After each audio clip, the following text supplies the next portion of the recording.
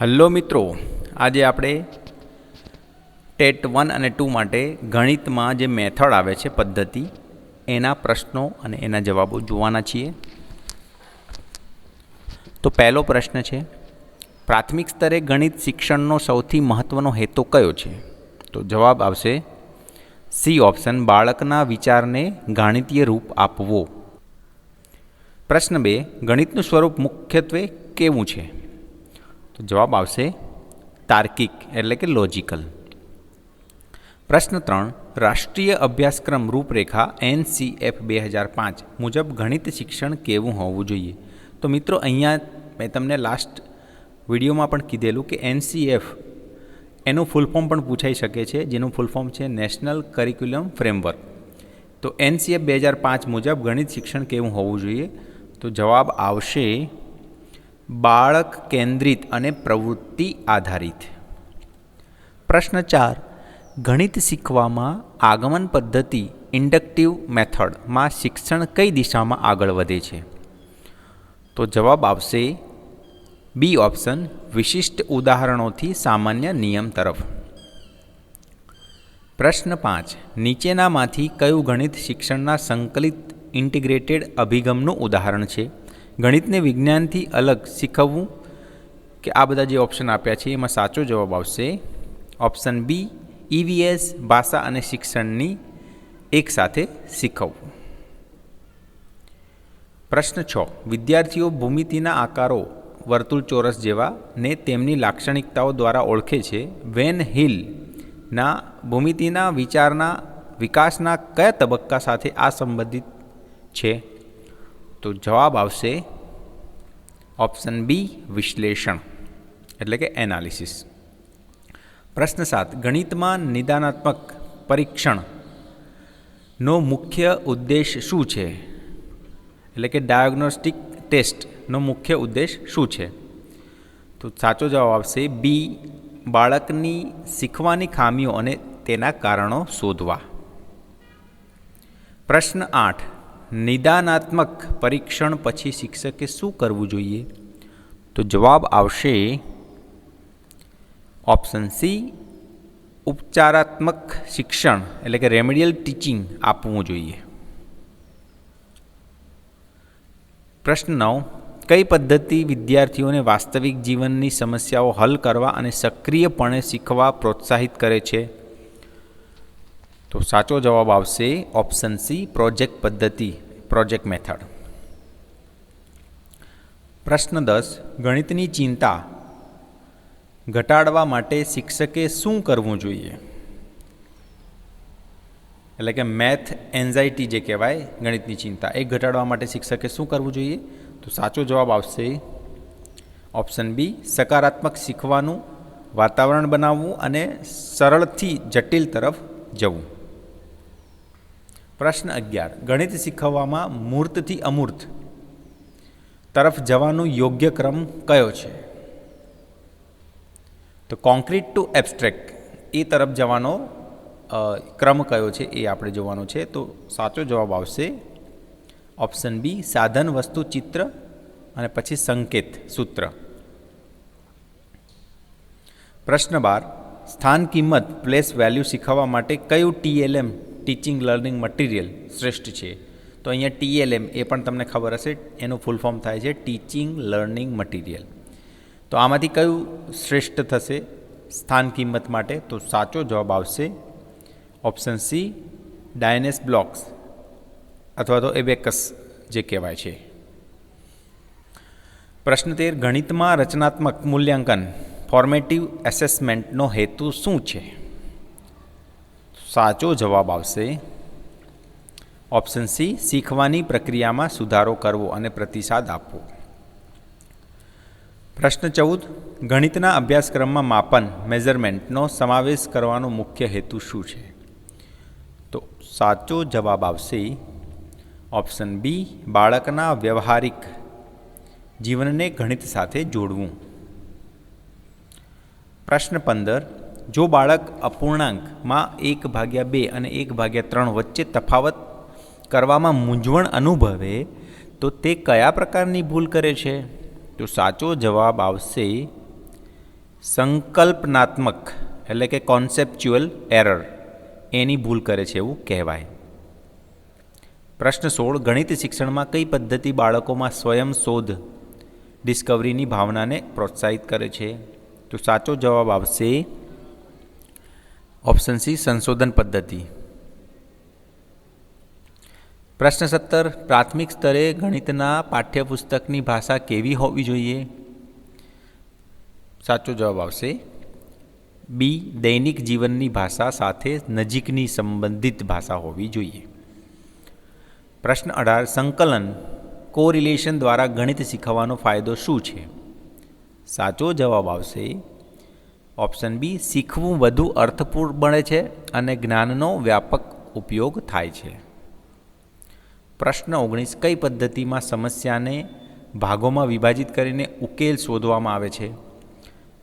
સાચો જવાબ આવશે વિશ્લેષણ પદ્ધતિ એટલે કે એનાલિસિસ મેથડ. પ્રશ્ન 20. ગણિત અધ્યાપન સમસ્યાઓમાં શું સામેલ છે?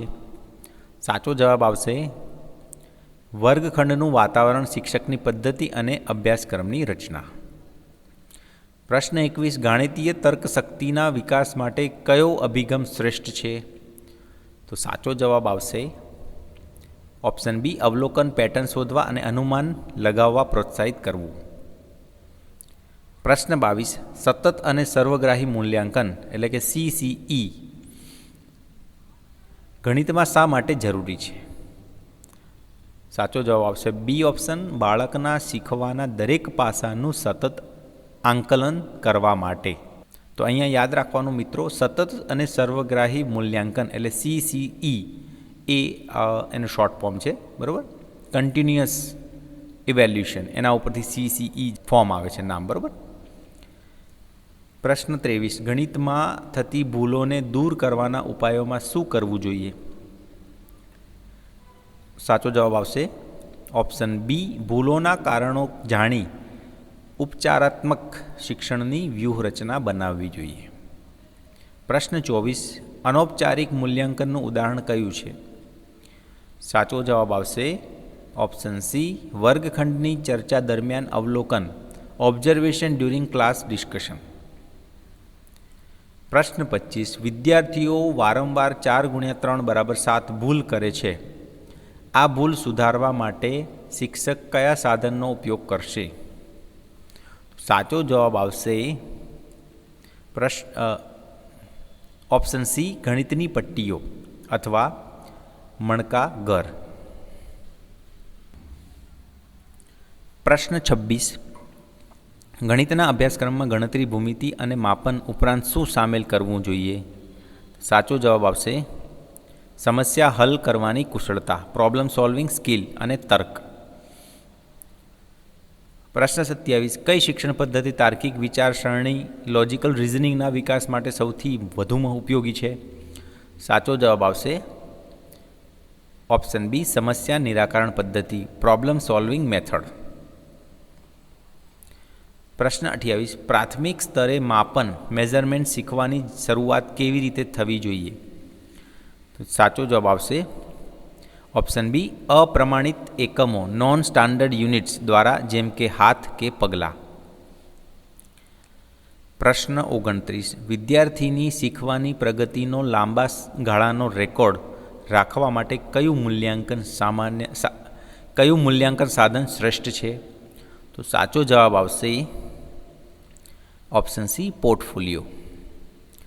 પ્રશ્ન 30. કયું કૌશલ્ય ગાણિતીય તર્કશક્તિ, મેથેમેટિકલ રિઝનિંગ સાથે સીધો સંબંધ ધરાવે છે? તો સાચો જવાબ આવશે પેટર્ન ઓળખવી અને નિયમો તારવવા.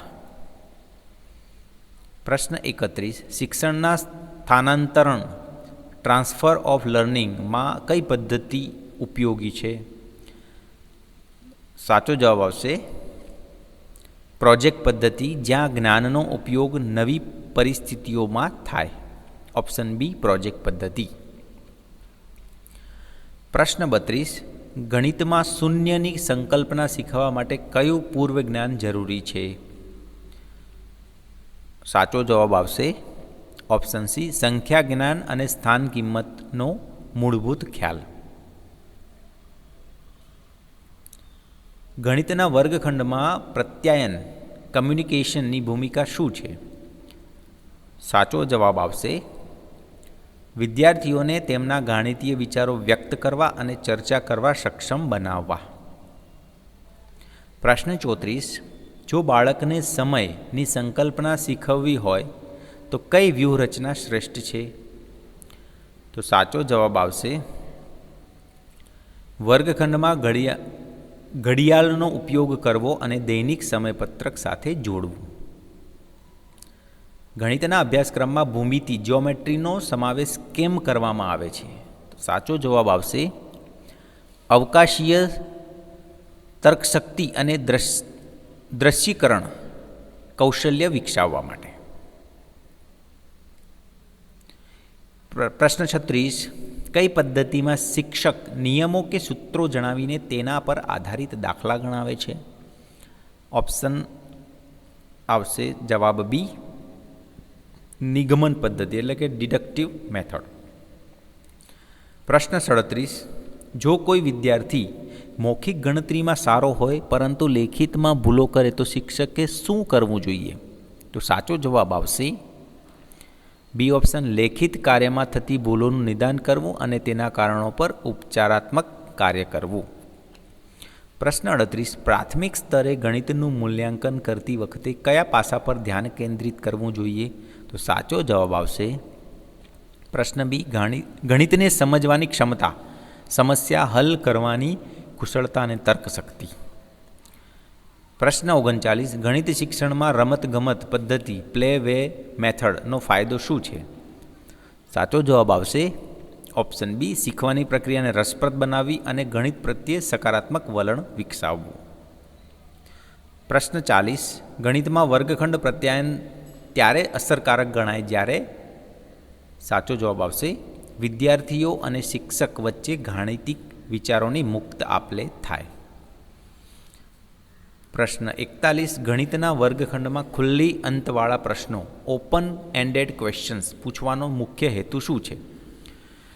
સાચો જવાબ આવશે ઓપ્શન બી બાળકોમાં બહુવિધ વિચારસરણી, ડાયવર્જન્ટ થિંકિંગ અને સર્જનાત્મકતા વિકસાવવી. પ્રશ્ન 42. ગણિતમાં કઈ ક્ષમતા એબિલિટી સૌથી વધારે તર્કશક્તિ રિઝનિંગ સાથે સંબંધિત છે? તો સાચો જવાબ આવશે પેટર્ન શોધવી અને સંબંધ સ્થાપિત કરવો. પ્રશ્ન 43. ગણિત શીખવા પ્રશ્ન જવાબ પદ્ધતિનો ફાયદો શું છે? તો સાચો જવાબ આવશે ઓપ્શન બી બાળકોની સમજનું ત્વરિત આંકલન કરવું અને તેમને સક્રિય રાખવા. પ્રશ્ન 44. જો કોઈ વિદ્યાર્થી માપન મેઝરમેન્ટના ખ્યાલમાં સતત ભૂલો કરે છે તો ઉપચારાત્મક શિક્ષણ રેમેડિયલ ટીચિંગમાં શિક્ષકે શું કરવું જોઈએ? તો સાચો જવાબ આવશે ઓપ્શન બી વાસ્તવિક વસ્તુઓ અને જુદા જુદા સાધનો જેમ કે ફૂટપટ્ટી, માપપટ્ટીનો ઉપયોગ કરીને શીખવવું. પ્રશ્ન 45. પોર્ટફોલિયો મૂલ્યાંકન સાધનમાં શું સામેલ હોય છે? જવાબ આવશે ઓપ્શન બી સમય જતાં બાળકની પ્રગતિ દર્શાવતા કાર્યો, દાખલા તરીકે ડ્રોઈંગ, પ્રવૃત્તિપત્રો, શ્રેષ્ઠ કાર્યો, આ બધું. પ્રશ્ન 46. કયું વસ્તુ આધારે TLM ટીચિંગ લર્નિંગ મટીરિયલ સરવાળા અને બાદબાકી શીખવવા માટે શ્રેષ્ઠ છે? સાચો જવાબ આવશે સી કંકર, મણકા કે ડાયનેસ બ્લોક્સ. પ્રશ્ન 47. ગણિતના વર્ગખંડમાં પ્રત્યાયન કમ્યુનિકેશનના વિકાસ માટે શું આવશ્યક છે? સાચો જવાબ આવશે ઓપ્શન સી વિદ્યાર્થીઓને તેમના ગાણિતિક વિચારો તેમની પોતાની ભાષામાં સમજાવવા પ્રોત્સાહિત કરવા. પ્રશ્ન 48. ગણિતના અભ્યાસક્રમમાં ગણતરી કેલ્ક્યુલેશનના કૌશલ્યનો સમાવેશ કરવો એ કયા શૈક્ષણિક હેતુ સાથે સંબંધિત છે? સાચો જવાબ આવશે ઓપ્શન સી કૌશલ્ય. પ્રશ્ન 49. ગણિત શિક્ષણમાં મૂલ્યાંકનનો સૌથી મહત્ત્વનો હેતુ શું છે? સાચો જવાબ આવશે ઓપ્શન બી શિક્ષણની પ્રક્રિયાને અસરકારક બનાવવા અને સુધારવા માટે પ્રતિસાદ ફીડબેક પૂરો પાડવો. પ્રશ્ન 50, ગાણિતીય તર્કશક્તિના વિકાસ માટે પ્રાથમિક સ્તરે શું કરવું જોઈએ? તો સાચો જવાબ આવશે તાર્કિક વિચારસરણી લોજિકલ થિંકિંગની રજૂઆત સાથેની પ્રવૃત્તિઓ કરાવવી. તો આમ મિત્રો આપણે આ 50 પ્રશ્નો આ વિડીયોમાં જોયા. આ 50 પ્રશ્નોમાંથી ઘણા બધા મોસ્ટ આઈએમપી પ્રશ્નો છે જે ટેટ 1 અને ટેટ 2 બંને એક્ઝામમાં પૂછાઈ શકે છે.